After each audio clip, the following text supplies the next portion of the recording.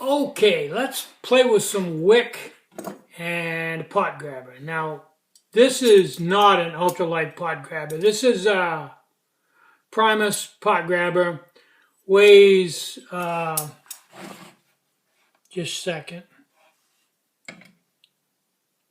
weighs 46.2, call it 46 grams, which is basically an ounce and a half. Okay, here's a 12 centimeter pot.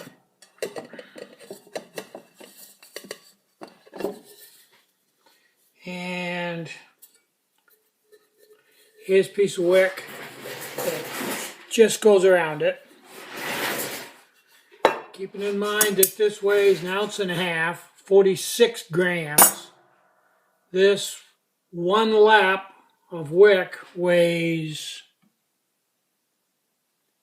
1.3 grams.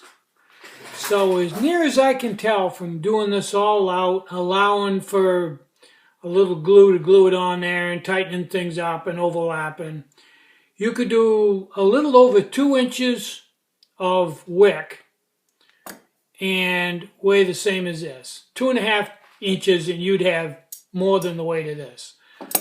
2.5 inches is probably about right. 2 inches is okay. 2.5 inches is nice. So if you've got a handleless pot, and the only reason why it's handleless is so you can wind the ridges in it and it'll nest in. The handle is a real pain in the wazoozy.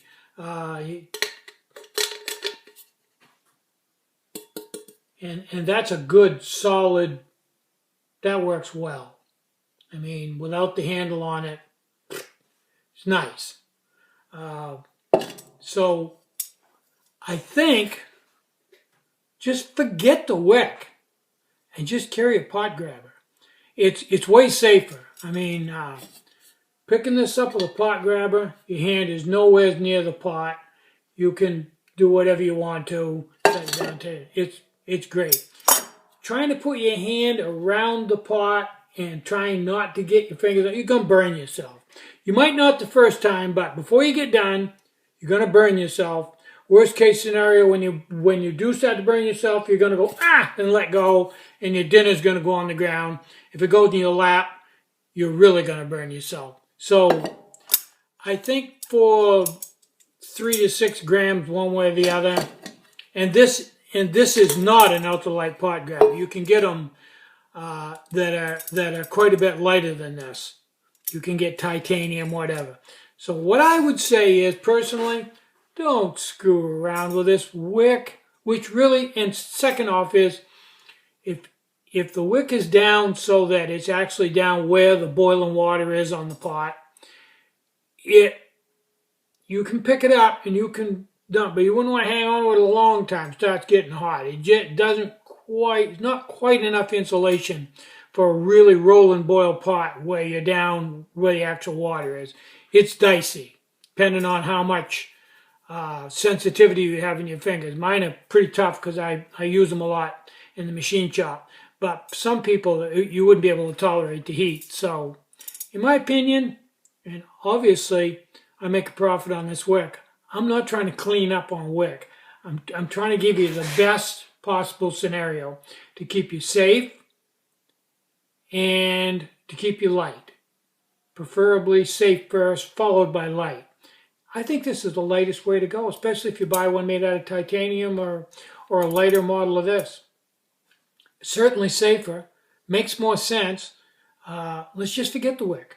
I mean, if you want to wind the wick, you can just go to the section of my website where I sell wick. I think it's parts and accessories. I think it's DIY. You can go to DIY and you can buy the wick.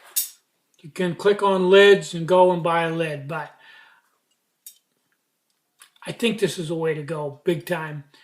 There's very little, it's almost straight up one for the other, and if you get a light one of these, it's actually lighter than the wick. It's certainly